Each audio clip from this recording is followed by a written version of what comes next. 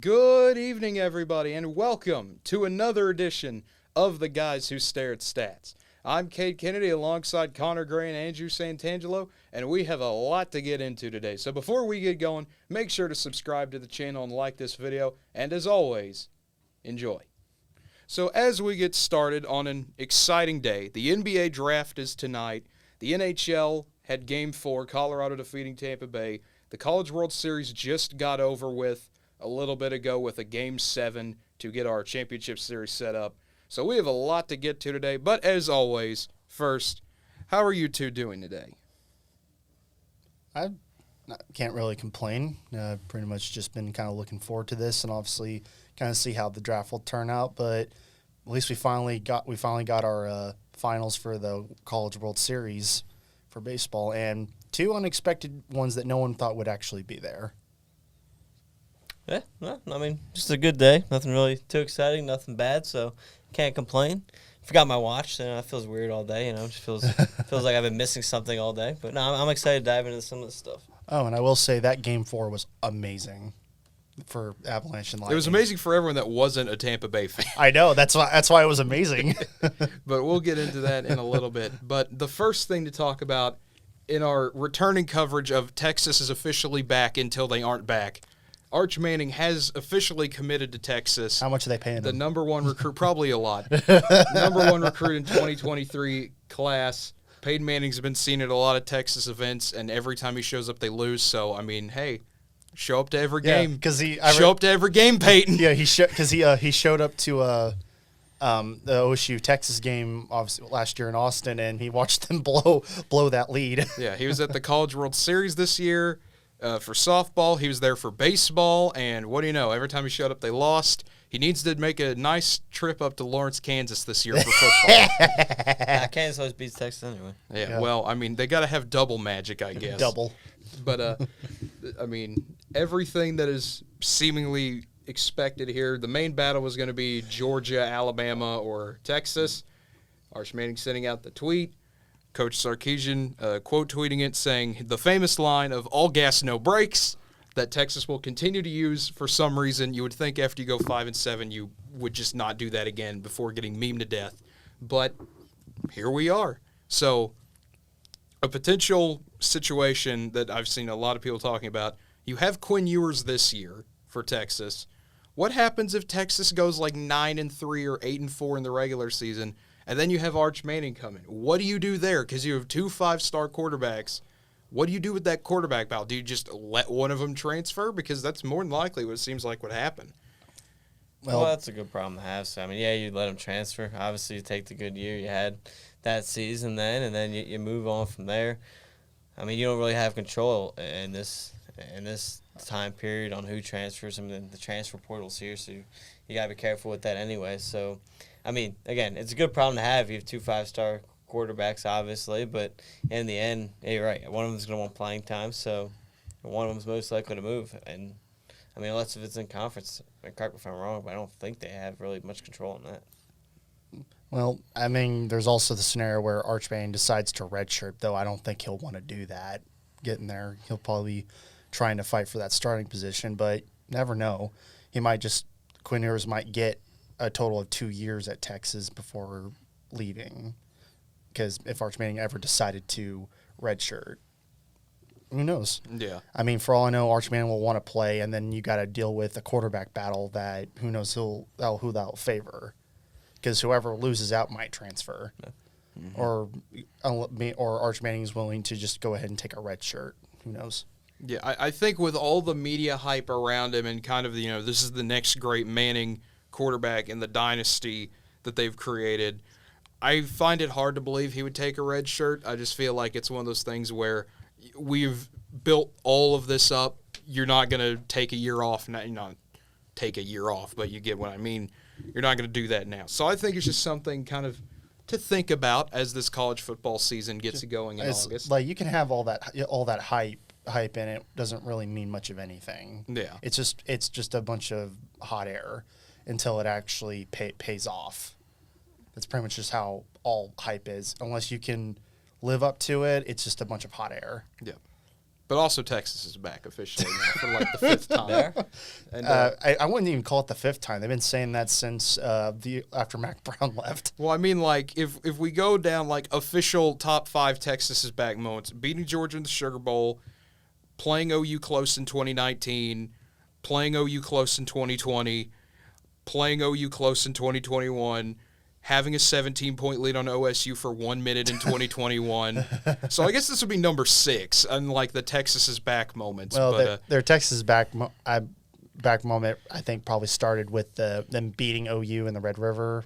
So yeah, that in was 18, yeah. That was there, and then they went on to have that beat Georgia. I And mean, so I would probably put that as one of the moments on there. I mean, But obviously, you don't forget that first one when they beat Notre Dame. yeah, that And so then that's that like turned out 8. both teams were trash. Yes, it was the greatest. It was the greatest overhyped game in history, in recent history. I mean, it was a great game to watch, but when you look back on those teams, it's pretty obvious that they weren't neither were that good. It was the battle to go 5-7. But we have other news to get to. Just Woj just have his Twitter up today in case anything breaks. There have been a few things already reported. If Kyrie Irving cannot reach an agreement to stay with Brooklyn, he does have a list of teams he'd like to consider on sign-in trades. The Lakers, the Clippers, the Knicks, Heat, Mavs, and Sixers. None of those teams have the cap space to sign him without the help of the Brooklyn Nets. So, interesting there. You have those teams. If one of those 6 happens, what is the most likely one? I think the most likely one would probably be the Lakers. I think he's played with LeBron. He obviously knows how that goes. He's going to want to go win. He likes the big spotlight, so LA obviously gives him the spotlight. Honestly, all those make sense. Like, in all honesty, all of them could use Kyrie. I know, obviously, he can be a headache at times, but he just can't be the guy. And on all those teams, none of them, well, maybe the Knicks to that exception, but outside of the Knicks, he's not the guy on any of those teams. Yeah. So, well, obviously Clippers pending health. Yeah. But, I mean, Sixers obviously have Harden and Embiid over them. Mavs, you have Luka. Heat, you have Jimmy Butler. Knicks, your biggest argument would be Julius Randle. Maybe at this stage of Kyrie's career, you could make the argument, but obviously career-wise, no. Clippers, if they're healthy, you have Paul George and Kawhi. And then Lakers, obviously, you have LeBron and Anthony Davis. So that would be a fun 3 too. LeBron Davis and LeBron. Yeah, that would be. It's LeBron like Davis and Kyrie. he would be the third guy for Lakers Clippers, but I would say he'd probably be the second guy because he's putting up better. He's put up more solid numbers than Harden has been putting up. So he'd probably become a 2 guy. Everyone else obviously he'd be the second guy because you have Jimmy Butler being the guy, and then you have Luka Doncic with the Mavs. Then obviously with the Knicks, he'd be the number 1, but you have to still. That's not necessarily a win. He'd just be getting money because he's not going to be competing for a championship unless the Knicks can get it together. Yeah, who want to sell the Knicks, though? Are they paying that much for? Like, I don't even think they have that many guys to say that they don't have the cap space. Like, I'm trying to think, like, which guy on the Knicks are you sending off to make that cap even? Yeah, maybe you trade Randall. I don't know. But, like, who else is, like, handicapping them where they don't have? Oh, this might be a scenario where Let's see what they got. Mavs might make another move, but they'll have to eat some money with the help of the Nets. The only way I like the Mavs doing this if we somehow find a way to fleece them, which would involve not trading Jalen Brunson, and there's like a 0.0001% chance that would happen. Out of all those teams, those are teams he'd like to play. Like he's considering he wanted to play for, but it's like the Mavs are just not going to work because they just don't. It's like you're already trying to re-sign Jalen Brunson, and you're still running into issues where they just don't have the cap to deal with that. And then Lakers, there's really nothing for them to trade besides having to get rid of Russell Westbrook, and that's just not happening. Man, the Knicks got a lot of bad contracts. Yeah, that's Julius Randle's got $23 million. Evan Fournier's got $18 million a year. Derrick Rose is $14 a year. They're already paying R.J. Barrett 10 or over 10, basically $11 million a year. Alec Burks is getting $10 million, and Nerlens Noel is getting $9 million. All those guys are making more than Kemba Walker, and I'd say Kemba Walker's better than everybody I just mentioned. Yeah. Outside of Randle. Yeah. Well, that's what happens in New York.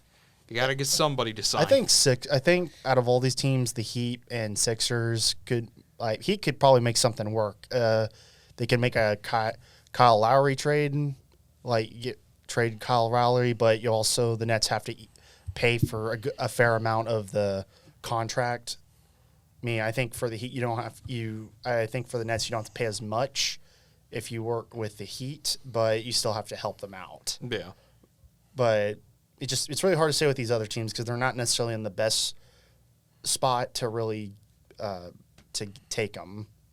So I think for the Nets' interest is somehow getting a deal in, but then again, who knows how that will turn out. Yeah, we still have a little bit of time to see if Kyrie makes that deal or not. We still got nearly a week to see what happens there. And then moving over to Shams, because we also have our other favorite NBA reporter. You're either a Woj guy or a Shams guy. There's no other options. And Shams reporting that Kevin Durant is monitoring the Brooklyn Nets situation, considering his options with the future. This now opens up the path for Irving to proceed on finding a new home via a sign and trade. So just some interesting stuff there.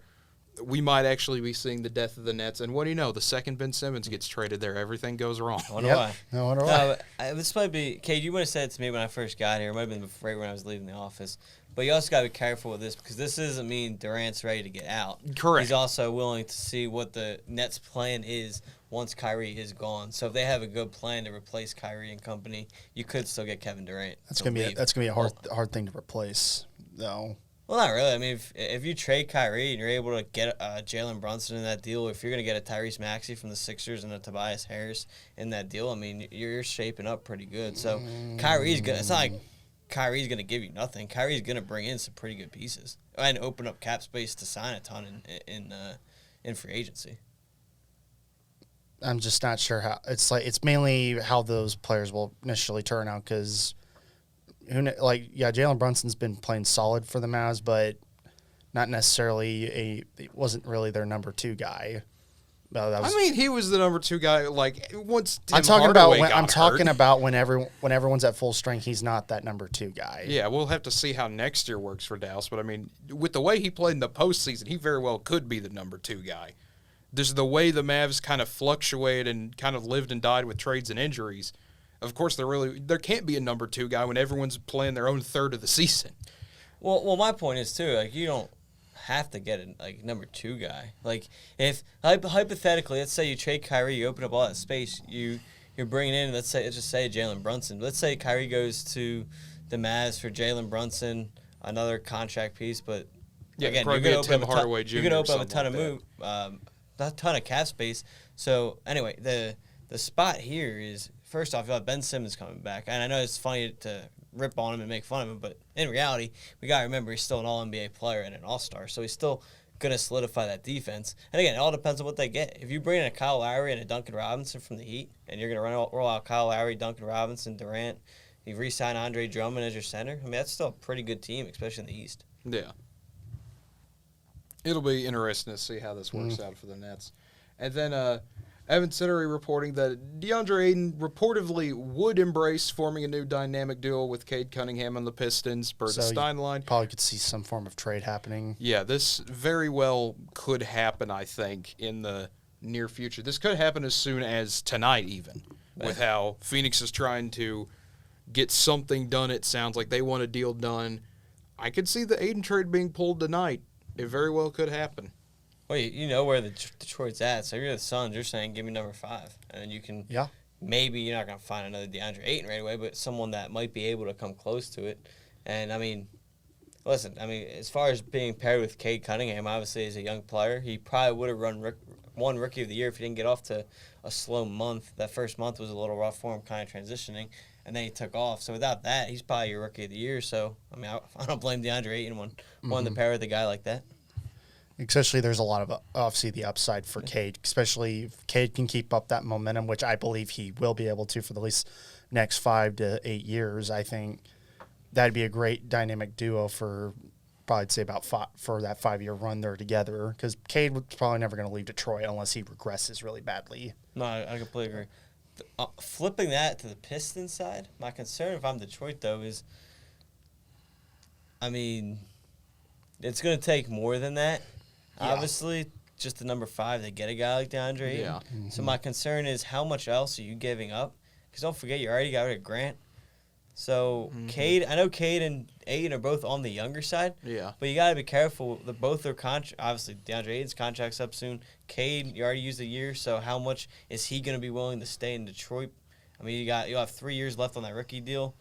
That's going to be a pretty quick turnaround. You might be in danger of losing a guy like Cade, too, if you're not able to make that quick, if you're giving up a lot for Aiden, because you're probably going to give up more than just the 5th pick, so you lose a lot more of your future as well. Yeah, so you're going to give some depth up there for them, but maybe this always seems to happen. I mean, if you could somehow get away with just the 5th pick, trading some depth and all that, the real thing I want to see is how good would that Pistons team, because we're not talking like top 3 in the East, obviously, but, could they be able to get like a 6, 7, or 8 or something like that? I feel like that's where they would be at least that first year running that everything goes well for them. If things do go well for them for most of that season, they have a shot at least doing a play-in. I don't see them going any higher than 8. Yeah, I'm trying to run through the teams in my head. I think you had 6 with Chicago. So you're facing a Levine, DeRozan when healthy. I don't view that, Cade and DeAndre Ayton better than that, so I agree with you, Connor. I think it'd be more of a playing game style, yeah. Maybe get up to the 8, but yeah, I'd say, because you had the Nets at 7 or 8 last year, right? Well, So, we also don't know what the Nets are going to do. We don't know. Well, no, I'm saying, I'm just comparing it to like a team like that. You got to remember, and I get they had problem after problem, but in the end, you either had Harden or Kyrie or Durant still on the floor at all times, basically. So I got at least one of them is what I'm saying. So I'd say, I view them as an 8 to 10 range. Yeah. It'll be interesting to see for sure. And that also amounts to how much do they have to give up with their trade, because they have to give up some depth. That might actually hurt them down the stretch of the season. That's what I was saying. Best case scenario for Detroit would be like a 6, 7, or 8. More realistically, probably an 8 to 10. Yeah. Yeah, and obviously I've never been in a front office, but maybe one day. Yeah, maybe. My one question, though, like always would be to one of them is, like, if you're the Pistons here, right? You see how upset DeAndre Ayton is, and I guess it's the fear of where else he would go. Yeah. But hypothetically, obviously, we're all sitting here saying it's probably going to take more than the 5. Why would you give up? I don't know. Say it's a 5, a first next year, and I don't know, 2 role players. Like, that's a lot, obviously. So, like, if you know he's upset, you know he's going to leave, he's going to be a free agent here in a little bit. Just wait it out. Isn't it kind of crazy to think about, like, they trade, and it's probably, again, the fear of another team giving it up, so you want to make sure you get him. Yeah. But, like, we're talking about here, like, yeah, you get DeAndre Ayton, you're not fixing all your problems. And then if you give up all that extra stuff, might not make your team better in the long run. I think if I know obviously it's just a report, so we don't know what DeAndre Ayton actually really does feel. Though, obviously, if you're Detroit and they do have the cap space for it, you might be able to give him that contract he wants. Plus, obviously, like the pairing with Cade Cunningham is very interesting. Yeah, it is definitely interesting to see. One final piece of NBA news before we get into if anything breaks live, we just break it live. But Dane Moore reporting that he's been saying for the past month, everything he's heard, there's over a 50% chance that D'Angelo Russell is traded from the Timberwolves this season. Conversations with a few non-T-Wolves sources suggest that a Russell trade is now even more likely tonight through the first week of July. So expect possibly some news about that happening, which would be interesting because you have a big 3 there in Minnesota set up with Russell, Edwards, and Towns. So I don't know what you would be trying to get out of Russell. I mean, obviously you get something, but I don't know what exactly they're going for. Are they going for more depth? Are they going for a 3rd star again? I think it'll be interesting to see what they try to do. Without question. Based off of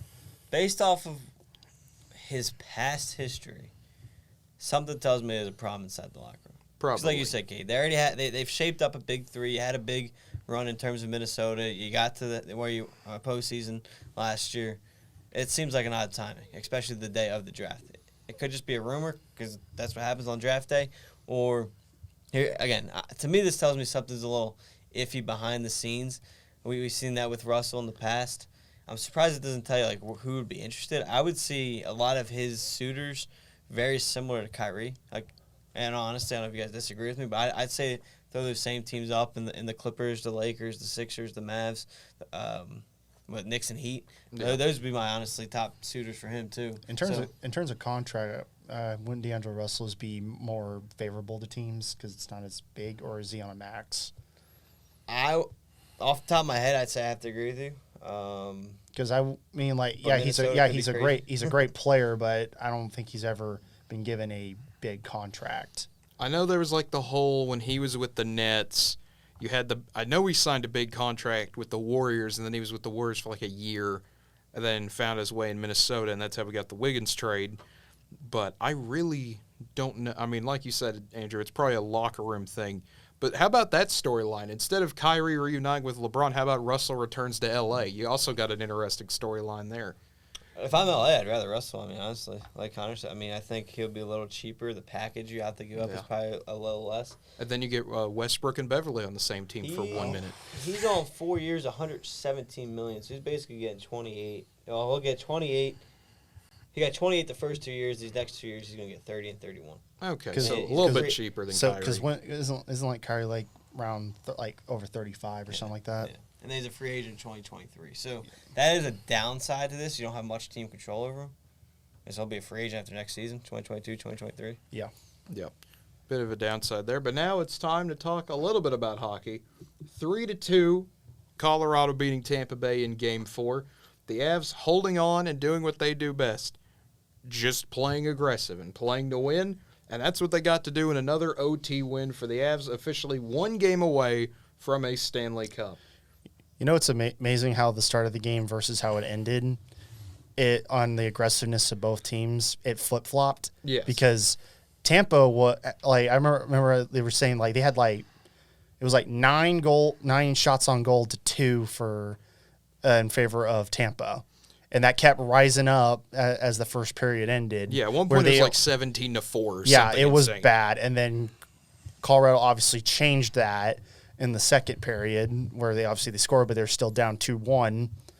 And then that third period was just entirely different Avalanche team. Tampa was literally just fighting to hold the lead.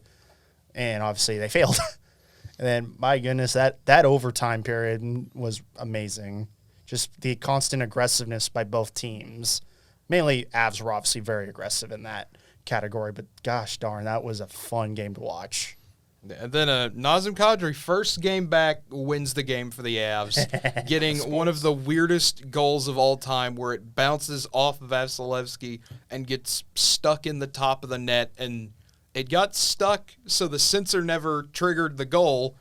So everyone was just kind of standing there like, what do we do? The Avs players are celebrating. The Tampa players are just like, what happened? Yeah, everyone thought it got stuck. It took about 5 to 8 seconds for the Avs to realize it went in the goal. Yeah, because I was like, where did that go? That's got to be one of the greatest saves I've seen. That just teleported into Vasilevsky. And it was like, oh, Colorado scored. The game's over. Yeah, I was I also thought Vasilevsky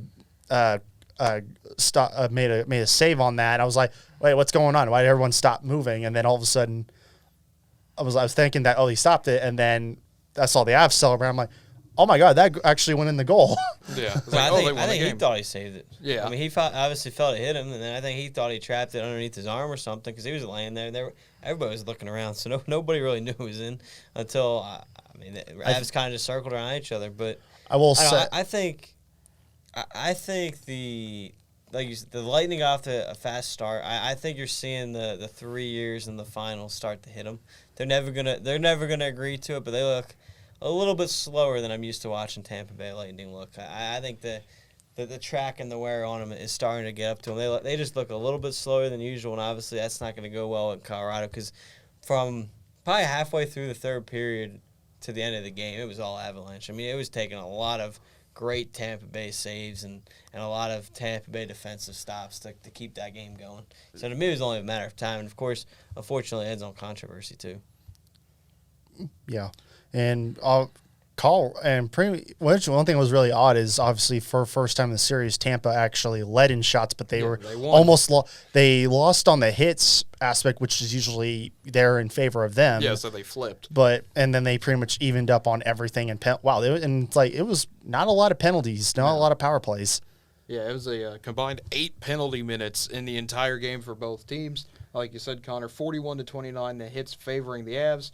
35-35 on faceoffs. What a nice even number there. And 39-37, Tampa Bay beating Colorado on shots. Something we will probably not see for the rest of the series. You got your one time. This is what I said Tampa Bay had to do. They have to win here and here. They got to win shots and hits. You finally won shots, but you got beat on hits. Yeah, I think with the Avalanche in the third and overtime, just much more aggressive. I mean, don't get me wrong, Tampa in overtime played close to where Avalanche was, but it wasn't on the same level.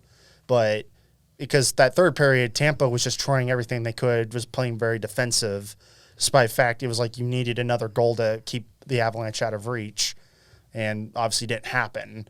But it was just a really fun game. It's refreshing after two blowouts, and obviously we got something similar to that first game. But it's going to be really hard for Tampa to try to come back from this, especially if you can somehow go to Game 7. You got to play in Colorado twice. Yeah, that's if they can somehow win in Colorado. There's only been one time ever a 3-1 lead has been blown. In 1942, when the Toronto Maple Leafs came back from a 3-1 deficit to win the Stanley Cup. So that brings us to Game 5, 7 o'clock, Friday night on ABC. Avs are heavier favorites in this one. This is a 175 number. This is the highest I've seen it in a while for Colorado. Over-under still set at 6, as you would expect. And this is going to be a battle. This is going to be the uphill climb for Tampa Bay. If they even have a shot, what are they going to have to do? Because you saw them play physical, and that worked in Game 3. But you saw Colorado match the physicality, won the battle, got the hits, and Colorado was able to beat them with their own strategy in Game 4. I think it also kind of shows that Colorado can play just as physical and not have to rely as much on their speed. Obviously, their speed is what is the most important, but they show they can hit you right back in the mouth just as much as you can hit them. So that's one where Colorado takes that going into Game 5. It's going to be really hard. They're not going to be too difficult to stop.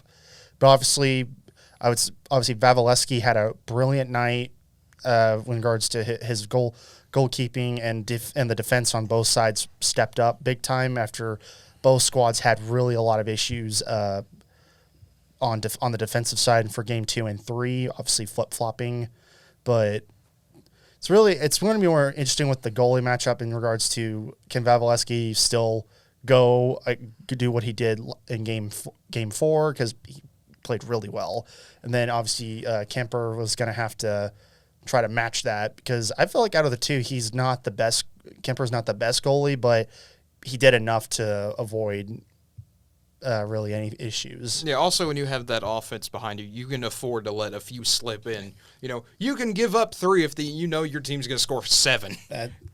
But obviously that's something I think last night was Kemper really did a great job. He probably played his best game as a goalie. But we're just going to see, will they flip to backup goalies or will they still keep their main guys? Yeah. Because if they switch I expect them to keep the main guys. Okay. Yeah. It's like, I figure, I know that's probably what's going to be the case, but they've flipped goalies before, so they guys don't get exhausted. Yeah. But obviously Kemper and Vasilevsky should play again. Yeah, so that's a great goalie matchup. Mm-hmm. Looking at the injury report, Kucherov, Cernak, and Cirelli now all listed as day-to-days. Braden Point officially out for Game 5 as of right now. Kadri still day-to-day. We saw him play in Game 4. I would think he'd play in Game 5.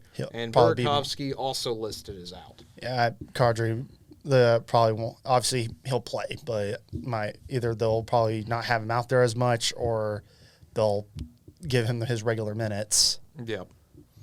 And obviously getting you his first game back, literally the game-winning goal. Yes. So that's something that's usually a positive sign. Yeah. But this brings me to the question, does Colorado finish it off in Game 5, or does Tampa Bay find a way to keep fighting another day? With everything going Colorado's favor, you got the 3-1 lead, you know the history behind it, you know where you stand. If you're Tampa Bay, can you start the road to the comeback?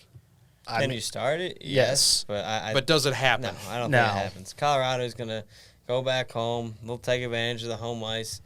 Again, they look a lot quicker at this point. Tampa looks a little bit beat. Again, it's been a very odd series going from overtime to 2 blowouts back to overtime. So it's an odd good, interesting series, whatever word you want to use. You can probably use any word you want with the way it's been going. By the way, we have Philly news that just dropped, so you're... Yeah, I saw it. So I was waiting until we finished the NHL to bring it up. I did see it.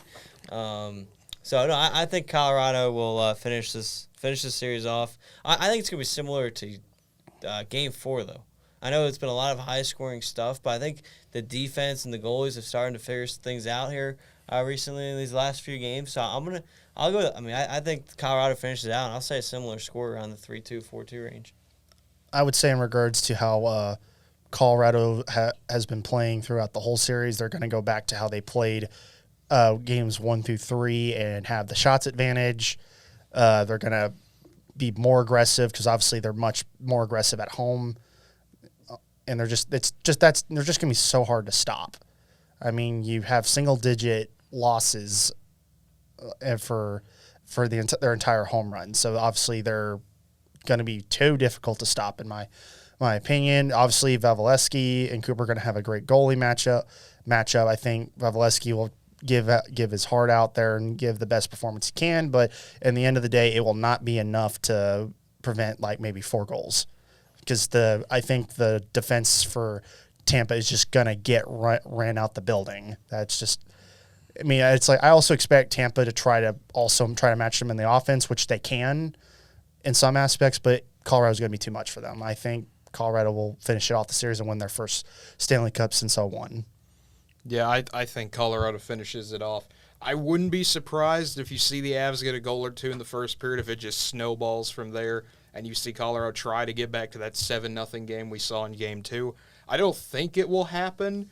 I think Tampa Bay will put up a bit of a fight, but Colorado is going to continue to wear them down over the series. So I think Colorado takes it in 5, and the dynasty ends. Wait, you're going away from your Tampa Bay I'm going away from Tampa. What? My Tampa every time. Breaking news. The breaking news. I'm done. I can't do it anymore. I want to pick Tampa. I really want to pick them, but no. Watch this. Colorado somehow loses, and then he'll go back to picking Tampa. Yeah, for the rest of the series. Colorado loses. I will pick Tampa in Game 6. That will absolutely happen. But I think Colorado finishes it off. It's been a good run, Tampa Bay, but I said it when we got to Game 1. Either Pat Maroon's streak of 4 in a row was going to stay alive, or Corey Perry was going to lose 3 in a row. It's looking like Corey Perry's going to win out over Pat Maroon in this one. I think Colorado gets it done, and it's over in 5, and we have a new champion, and the run is over for Tampa Bay. Hey, well, I think it's over. I hope it's not because I just want to keep watching. Yeah, it's like this has been an amazing series. I wish it would go to 7 games, but I just don't think Colorado wants to deal with that. I mean, especially because that Tampa will have all that momentum going back to Game 7. Yeah, I'll say if you get it back to a Game 7, you got to actually look out for that a bit. Yep. But one final thing I'm going to put – actually, I'm just going to stay right here so I can break the news because the Sixers are trying to acquire Eric Gordon using Matisse Thybulle as an asset, even attempting to get a third team to participate according to multiple league sources. The Blazers are willing to make a straight-up deal for Thybulle, according to sources. Ooh. So, Andrew, as our local Philadelphia 76ers fan, how do you feel about this? I mean, I'm fine with it. I mean, I know a lot of Philadelphia fans are going to be upset if Thybulle's traded. I honestly think it's more of a when than if at this point in the offseason, not necessarily tonight. But I know a lot of fans are going to be upset because he's become a fan favorite. But I think a big thing is sometimes you got to put the fan favorite aside of what's best for the team.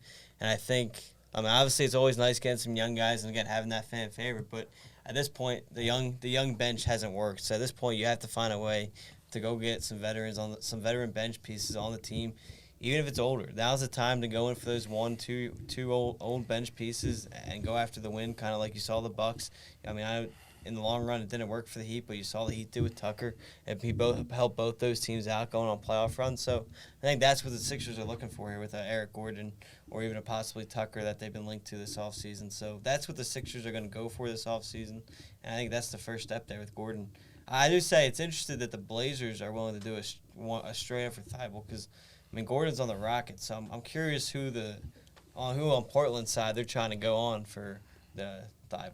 That'd be I don't know what they're willing to give up. I don't know. Maybe a I really don't know. The guy I would say they already got rid of last year at the deadline, so I'd be interested to see who Portland's trying to give us for that.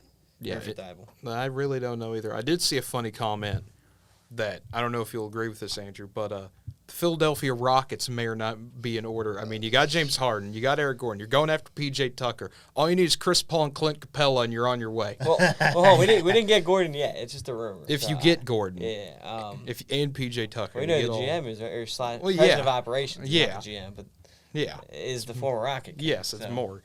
No, I mean, I want Tucker and Gordon. I mean, obviously it always depends on what you give up. But no, Tucker and Gordon is better than anything we got on the bench right now. So I'd be willing to try to go after it. That's been the biggest weak link for the Sixers, I think, the last 4 years. Everyone can poke the fun at Simmons and everything and the coaching and stuff, but in the end, your bench is. I mean, when you take out Embiid and some of the starters, you just can't keep up, and that's where you lose every game. Yep. Yeah, that can absolutely happen, and it's finally time to not talk about basketball or hockey. We're about to talk about baseball. We're about to not talk about baseball by talking about baseball. That's what we do on this show. But Oklahoma and Ole Miss is officially set as our College World Series championship game. Oklahoma beating Texas A&M 5-1 yesterday. Ole Miss losing 3-2 to Arkansas yesterday, but Ole Miss coming back with a complete game shutout to win 2-0 today to get Oklahoma Saturday night at 6:00. In fact, Ole Miss's pitching staff has been doing really, really well. They were able to hold off a red hot hitting core to only giving up 3 runs in those 2 games. Yeah. Obviously, I know they played them the 3 times already. Ole Miss has played Arkansas 3 times, but that's still you only gave up for those 2 games after they came off hitting 11 off Auburn. That just shows the pitching staff showed up to play. Mm-hmm. Obviously, they're hitting. They have some solid hitters throughout the core, but obviously that's going to be a challenge where you're going to need them to step up because you're going to be dealing with an OU team that has got some solid bats. Obviously, not always consistently there, but they've managed to always get more than 5 runs for almost every single game they played in. Obviously, they put up the 13 initially up on A&M the first time they played. But obviously pitching staff for OU as the tournament has gone on has just gotten better. Yeah. So we'll see how those teams will clash when they finally play Saturday. Yeah. One question I do have for you: both of you, what would you say is the biggest surprise so far of the College World Series? Like a total, or from these 2 teams? From the entire bracket we've seen so far, all the way down to the final 2. What has been the biggest thing that has surprised you? For me, mainly Arkansas's bats going cold when they needed it most. Like, because they were almost every team they went up against, Arkansas knocked the piss out of them, and yet all of a sudden they go cold against Ole Miss. That would be my only surprise. But not really. I'd say there really wasn't much surprises because of just how the way this entire postseason has gone. Because you just have teams that are just going red hot at the right time, and you have teams that should have made it get eliminated early. So it's not really a lot of surprises. It's more of like you've kind of figured certain teams should have played a little better than they did, but that's just how it rolls. I would say the amount of early upsets and then the offense as a whole in the College World Series has surprised me the most. I think something you've seen, I think something we've seen is from the better teams is a lot of times their pitching will be able to mow them down and keep, and then their bats obviously eventually we get to the less team that isn't ranked or so. And I think this year the bats really jumped out overall in the World Series in the early parts of the regional, the later stages as well, and then even in Omaha you've seen a lot of offenses as well. So I think that's the big story for me is the amount of early upsets you saw from a lot of those teams, and then the overall offensive standpoint. I would say from particular teams, their hit, like in regards to getting runs, it decreased over time, but their pitching for each of their squads stepped up in a big way to help keep their team. Like for OU, bats got a red hot pitching initially started off well, but obviously we're giving up a lot of runs, and then all of a sudden Their pitching got much better over time, and same Ole Miss overall had a great pitching staff throughout the whole thing. I mean, the most runs in a game they gave up was the 5 runs to Arkansas, where they were able to keep a red hot hitting core down. And that's where this is going to probably. I feel like it's not really going to be a hitting contest in regards to getting runs. It feels like it's going to be more of a pitching duel between staffs on how well Ole Miss and OU can go. Obviously, OU can be shaky, but they've also have played really well when you need them to. Obviously, starting pitching has been throwing much better, and Ole Miss for most of the postseason has been consistently throwing well. Yeah. So it'll be fun to see. I would say my biggest surprise is just the amount of blowouts we've had. Yeah. Or in terms of 4-run games that are technically within a few swings away of being a tied game, but they don't necessarily feel like it. You look at it like Notre Dame, Texas felt like a blowout most of the game. Oklahoma, Texas A&M was a blowout for 7 innings until A&M made it close. Texas A&M blew out Texas in an elimination game. Arkansas blew out Stanford.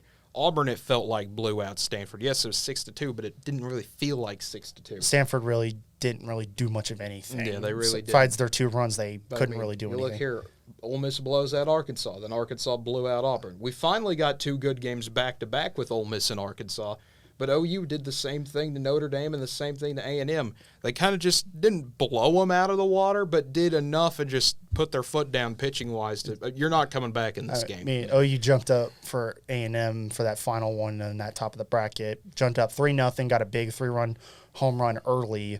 Then A&M put a run up on the board, and then OU just eventually got up by 4, and then pitching staff just made sure A&M couldn't do anything. Yeah, Sandlin and Michael showed up there to stop them in their tracks. So the final question, since we'll be off while the championship series goes on Saturday, Sunday, and Monday, is who wins the championship series and in how many games, 2 or 3? I would say I wouldn't be surprised if this goes to 3 at all. I mean, if it ends in 2, that's going to amount to the pitching staffs for each squad just did amazing. Then, of course, then you could say OU hit well. Mm-hmm. I think between the both teams, the way it's – I mean, can Ole Miss hit well? Yes. They did it against Arkansas, who had a solid pitching staff. But Ole Miss for overall hasn't necessarily been relying on their bats to get them through games. That's mainly been their pitching that's helped them. While as OU, in most of their games, their hitting has come through when the occasional pitching might falter, but most part they haven't had to worry about the pitching staff as much. I mean, obviously you had to go through some pitchers for that first game, but that's because A&M tried to make it close near the end. But didn't really struggle against Notre Dame, and they didn't really struggle against A&M the second time they played them. So it's just one of those where I think OU's pitching has been able to get them through when the hitting gets them out on an early lead. That's where I think OU is going to need to be more reliable. If they can jump out early, it'll come down to their pitching staff helping them out.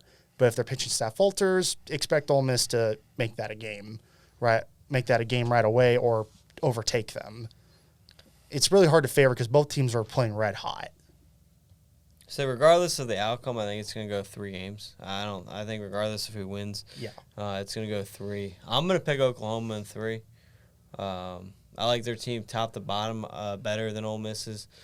I think it's tough, though. I think Oklahoma's the better offense. I would lean Ole Miss pitching-wise. I know Oklahoma's been very good here in Omaha, but I think overall Ole Miss. But I think Oklahoma's good. My one concern for Oklahoma is they haven't really been tested close. They've been jumping out to big leads. You saw it in the Notre Dame, the A&M. The Texas A&M game again. I mean, you're jumping out. I think that first one was like 12-2 or something like that. Notre Dame, I think, was 5-1. Texas A&M was 5-0, I think. And that's my concern for Oklahoma. If Ole Miss jumps out to a 2-0 lead to start in the first 2 innings or something, how does OU respond? But I think Oklahoma will be fine. I think it's gonna be a great series, though. I don't think it's gonna either. I don't think any of these games will be blowouts. I think you'll see a lot of about 6 to 5, somewhere in those ranges. I don't think you're going to get the 13 to 12 scores, but I'm going to go OU in 3 games here, and they'll hoist the trophy. We'll probably see a game. We'll probably see a game, maybe 2, where no one hits. any higher than 3. Just the way both pitching staffs have played. Possibly. And it's like, I think, like you said, OU's hitting staff is better. I believe better top to bottom is better than Ole Miss's, but we also have to remember Ole Miss managed to hit well off a really good Arkansas staff, who for the most part was pitching very well to a Stanford team that was mainly helped by their hitting core. So that's where, and also they only held Auburn to 1 run, so that shows just how good Arkansas was good pitching and defense, and their defense was.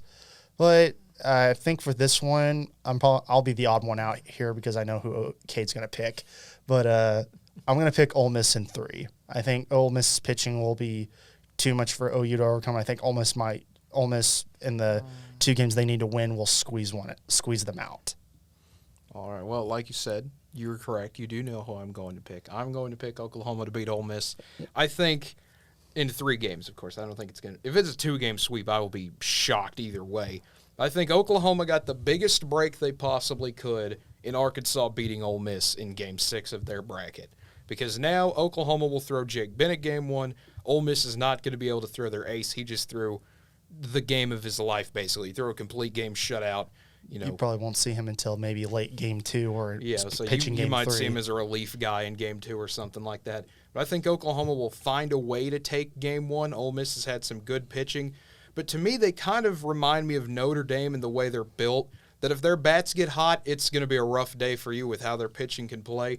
But at the same time, if you can just kind of keep them down as long as you can, if you can go through the game, get a couple of runs, you'll be fine. You can squeeze a 4-2, 3-2, 3-1 type of game out against them. That's where I think OU not necessarily favor OU, but that's a way to win because just the way Ole Miss has pitched most of this entire World Series, it's going to be hard for OU's bats to really get anything because I think it's going to be the toughest pitching staff they're going to face. Though just with the way the teams are at the time, I think you go from top to bottom with all the college teams. Ole Miss probably wouldn't have been looked at as a great pitching staff, but just the way they've thrown the entire postseason, I'd say they're the toughest right now. Yeah, it'll be interesting because, David Sandlin played the best game of his career against Texas A&M. He threw for 7 innings there, 12 strikeouts. I will be interested to see if OU's pitchers can one-up themselves because you're dealing with a lot of sophomores and freshmen in your rotation. I want to see what Skip does in terms of if OU does get into a jam, what do you do with the bullpen? Because the bullpen is the one thing I've been worried about for OU most of the year. Usually we have one plan, pray that the starting pitcher goes 7 innings, bring Trevin Michael in the 8th and 9th to finish it. If OU can do that, they have a very good shot of winning this championship. However, if you get into OU's bullpen, there is no telling what happens because we haven't seen any of them in a month. So we don't know. They could come out and throw amazing. They could come out and play horrible. So I think if you're Ole Miss, that's your key to winning this series. I just don't think it'll happen. I think Oklahoma takes it in 3 and becomes the first ever school to win baseball and softball in the same year, which would be really fun for me personally. Credit to them. I'm just happy they made to that it. team, but I do not want to deal with this guy. Yeah, I'm sure you don't want to. I don't want. So I'm hoping it doesn't happen. Yeah. Well, I disagree. That's the only thing I can say there is I disagree. Well, it's okay to be wrong. I know. That's why God made Texas fans. But that will do it for tonight. I want to give one final look here on NBA news, if I can find literally anything to report on. But it looks like there's nothing else that I could find trending immediately. As soon as we go off the air, it's and then we'll go off the air, and 5 minutes later, like D'Angelo Russell or Kyrie will get traded or something like that.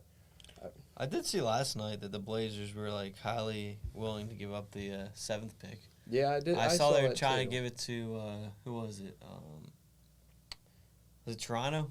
I think they're trying to trade to Toronto for was it OG Anoli or something, Anali or something like that? I forget how to say his name, but I was reading they were in talks to do that. So it's funny. I feel like Portland's I feel like they're trying more than ever to make Damian happy. After trading CJ McCollum, you think they'd want to make both of them happy. Yeah. But it seems like since the CJ trade, they're doing so much more to try to make that team better. Yeah, it feels like they're trying to get stuff done there. We'll see, because the NBA draft in 37 minutes officially from where we get off the air. But as always, we thank you for tuning in for another episode of the Guys Who Stare at Stats. If you enjoyed this, feel free to give us a follow here on Twitch. Like the video when it comes out on YouTube. Subscribe to our YouTube channels, whether it be NWTV7 or the Guys Who Stare at Stats. And don't forget to follow us on Facebook, Twitter, Instagram, or TikTok at NWTV7. For Andrew Santangelo and Connor Gray, I am Cade Kennedy. Enjoy the draft tonight, and have a great night, everybody.